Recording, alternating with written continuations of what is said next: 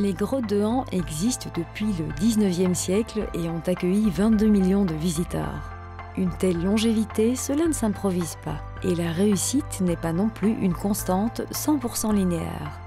Mais quand on a l'ambition et l'optimisme de Brigitte Malou, on doit rester confiant. En 2014, on a vraiment vu une augmentation très flagrante, donc c'est 16% de visiteurs en plus, 20% de chiffre d'affaires en plus.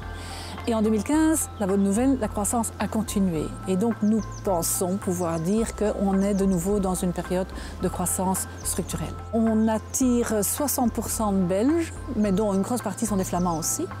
Et on attire aussi beaucoup de Français, beaucoup de Hollandais. On a quand même une attraction 3 étoiles au guide Michelin.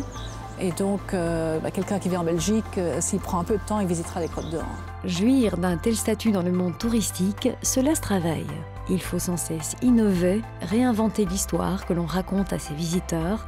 Et la meilleure histoire n'est-elle pas celle où s'ajoutent de nouveaux chapitres? Et quand c'est une passionnée qui la raconte, on a juste envie d'y aller.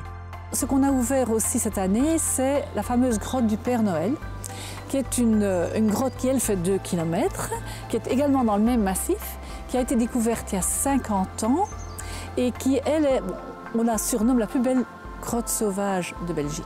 Elle est merveilleuse, elle est vraiment extraordinairement belle. Elle est, je dirais, presque aussi belle que la grotte de Han visitable, mais elle n'est pas aménagée. Et donc, on a voulu aussi l'offrir au public, l'ouvrir au public, mais là, ce sont des visites, je dirais, par petits groupes encadrés. C'est plus de visites VIP et ça dure 4-5 heures. C'est assez hard.